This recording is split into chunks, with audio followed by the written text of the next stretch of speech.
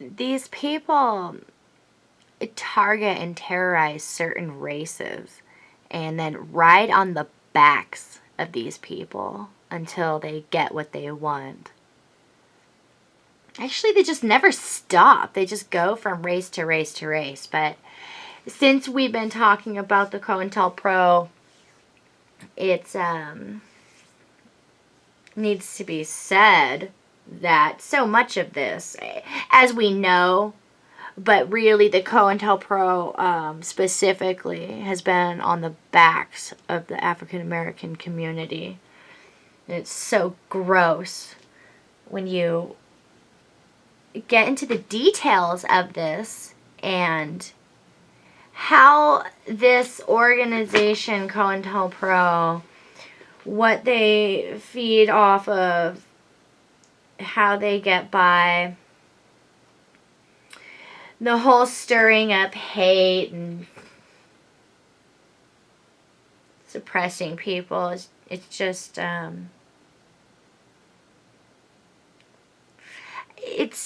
don't even know how to describe it because it's so silly to me even now that it even exists.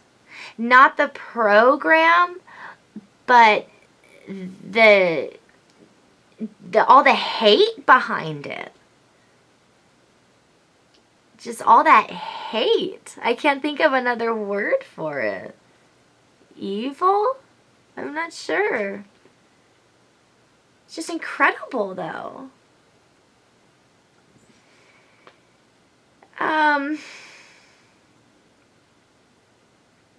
Stasi Cointelpro. Alright, it began in the 50s. Earlier in the last video, we talked about getting away from the word gang stalking. That is something created by the COINTELPRO to drive people away from evidence and who's behind the curtain. So we're going to call it by its rightful name, right? Last video we talked about the 60s. COINTELPRO really started in the 50s. And I think it's important that we talk about some of these people that this organization has destroyed in attempts of destroying the civil rights movement. And just the hope was to really completely eradicate the movement. Could you imagine? I was thinking about that earlier today and what that might look like if that never occurred. Yeah, you could go a number of ways with that, but I thought it was a really interesting thought. Okay, just really quick, I want to go through just to catch up, okay? COINTELPRO. We're throwing this new word around. What is it? Derived from the counterintelligence program. Was a series of covert and at times illegal projects conducted by the United States Federal Bureau of Investigations aimed at surveillancing, infiltrating, discrediting, and disrupting domestic political organizations. That's the COINTELPRO. Now, what does that really mean and look like? Because they don't just go after organizations, they go after individuals, clearly like you and I. But let's get into that. Let me skip back here a little bit.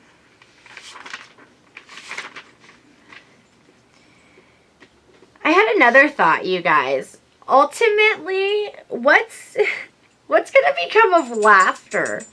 If the idea is to not think anymore or allow you to think on your own, then there is no laughter in the New World Order, or just about, like, what? It's going to be all timed out, and just this crazy thought I had. I just, there's so many fingers to this of control that there's just, nothing that these people don't want to take away from you. They want it all. They want it all, the control, everything you have.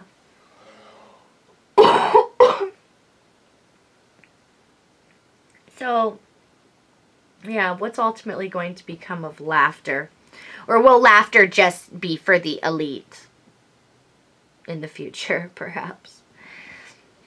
So the counterintelligence program, it's got basic strategies, about 4 basic strategies. Really, there's 5. I'm just going to touch upon the 5th one. We'll get into the 4 of them more so, though. The first one, infiltration. They move into your surroundings, places of businesses, organizations, all around the target. For individuals, they move into the neighborhood and infiltrate the workplace mobbing. Number 2, psychological warfare. They create rumors, discredit you, dismantle targets' communications, and they do all these tactics as well outside of the home. These go on inside and outside of the home. So it causes the target to isolate, and then the idea is to ultimately just withdraw from the world entirely, is what they want the target to do, because even as you isolate, there's no safe place. There's no safe place for a targeted individual, especially one that's being electronically harassed and stalked on foot actively daily. And these campaigns, they peak. It's like, yeah, you get it every day, but there are weeks and there are days at a time where this is peaking all the time. You are getting hit so hard. You are sick. You are being, the gaslighting, all of it, just bam, bam, bam.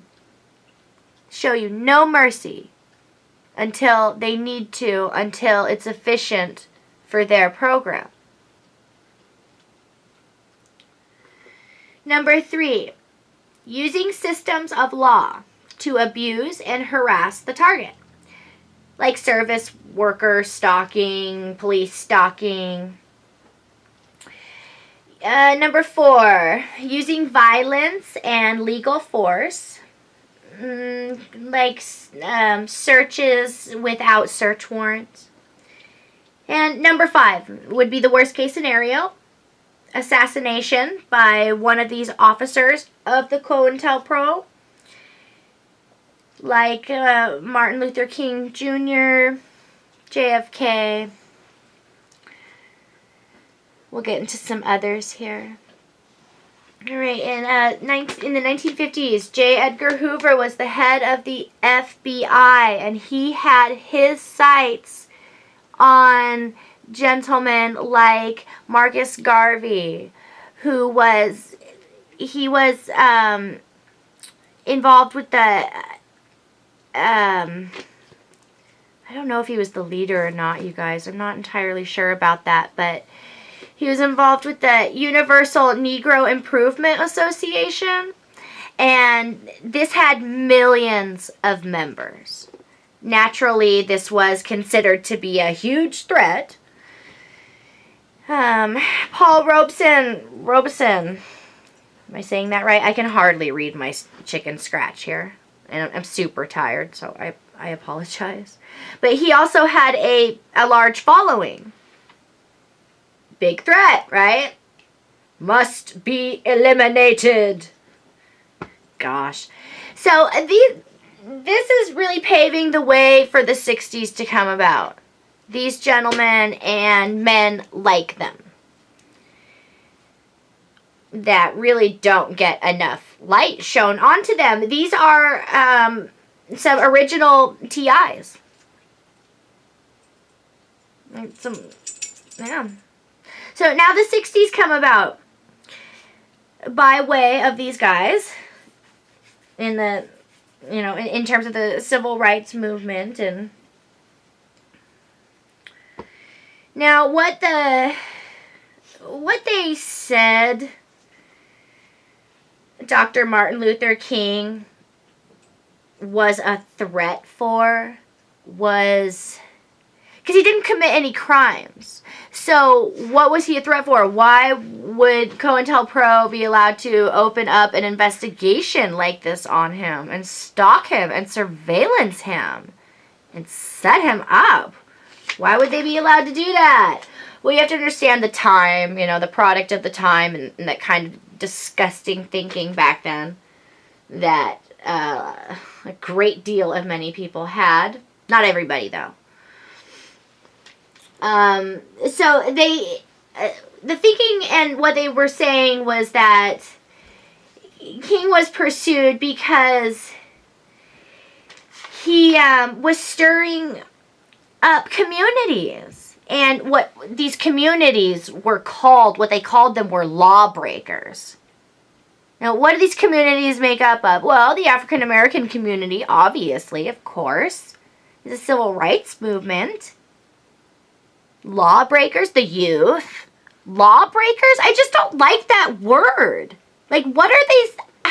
I'm not exactly sure if that implies actual breaking of the law, or if they're using that when they were saying that as like another, it almost sounds like another way of saying African American or black person. The way that they're using it here. Rallying the lawbreakers. Okay, well, if you break down who Dr. King was rallying, and he wasn't breaking any laws. That is so not what he was about. Everybody knows that. And of course, you know, radicals come from anything. But just like conspiracy, they want to paint conspiracy theorists as radicals. They want to paint, you know, groups like the Black Panthers as radicals and terrorists. It's the exact same idea because it's coming from the exact same people. The exact same organization. The same kind of thinking. The same kind of hate. So, yeah, the lawbreakers. Like, holy shit, you gotta be shitting me. That just really rubbed me the wrong way. But that was the kind of thinking in the White House, and all right, well, let's move on. So we're talking about Martin Luther King Jr. and let's talk about Malcolm X a little bit and compare these two. And the assassination of Malcolm X was just so staged.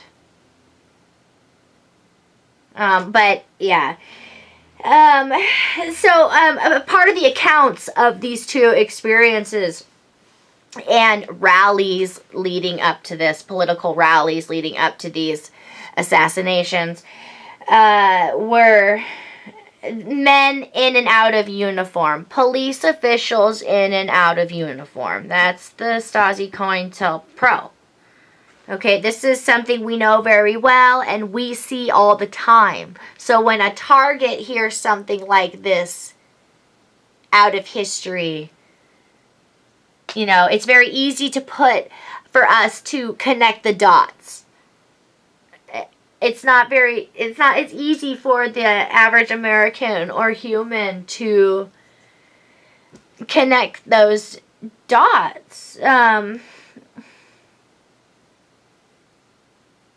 Especially when you're not being stalked by the COINTELPRO and you are, in my case, a spoiled little white girl who has never been a mark or lived as a minority and totally detached. You know, I mean, I tried to inform myself and relate to these things as much as I could, but like with anything else, there's a level of readiness that has to occur if you're going to really empathize with a person or a circumstance or a situation. You know, I've been thinking about the French Revolution a great deal. There's a good movie. It came out in, well, the acting's kind of creepy, but it's the Scarlet Pimpernel. It came out in the 80s, I think. And it's Jane Fonda? No, it's not Jane Fonda. Jane Seymour. That's who it is. Check it out.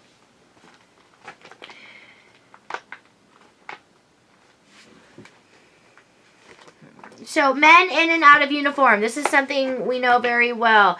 Now, why would police be standing around the assassination of Malcolm X and seeing these tactics taking place? Because it's COINTELPRO. They are initiating these tactics and this ultimate assassination, just like others like them that we've talked about.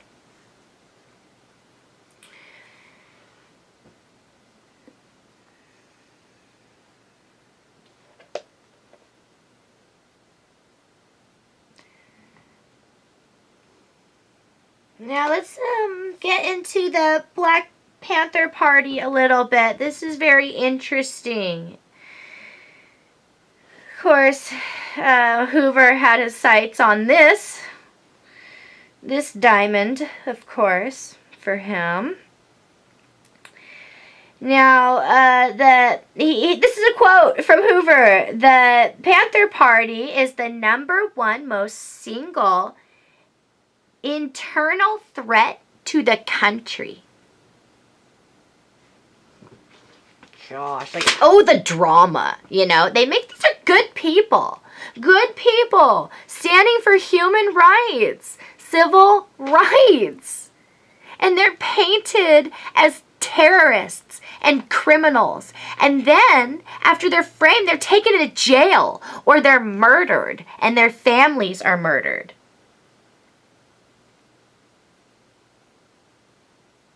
All in the name of money and power for the ultimate goal of Luciferianism. That is just, to make all of this evidence and all of this murder and tragedy and trauma, to make this even a little okay. You would think gosh, somebody must have a really good explanation for this, right? Something has to be said, right? the ultimate goal, you guys must really, you must have something big in mind that I can't even conceptualize, right? No. That's it. That's it, man. Luciferianism, power, money, and control. That's it. But I guess to these people, that is the ultimate, They hear something like what I'm saying probably, and they think, what do you mean that's it? There's nothing else. And everything that all that control and power entails, I suppose.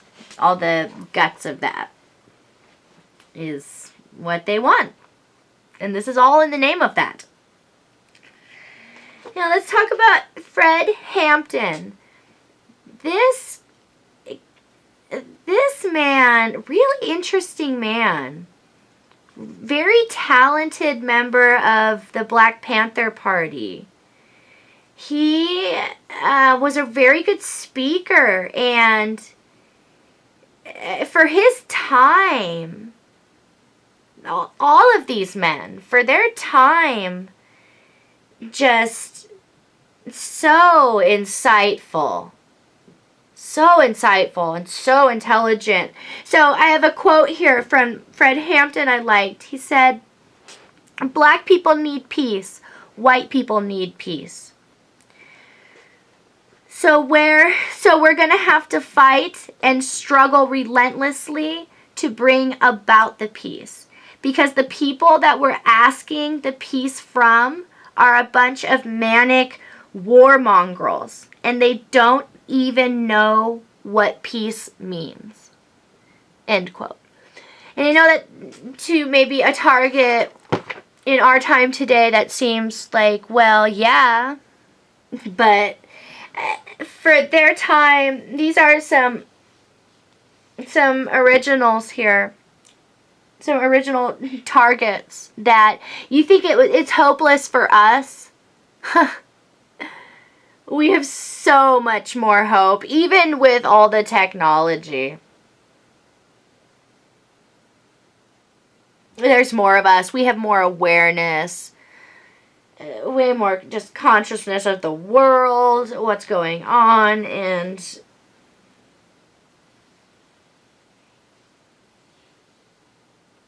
so Fred Hampton, he did a lot of good things for the party, and he was considered to be quite the threat because he was such a good speaker, and he was really good at getting the young people involved.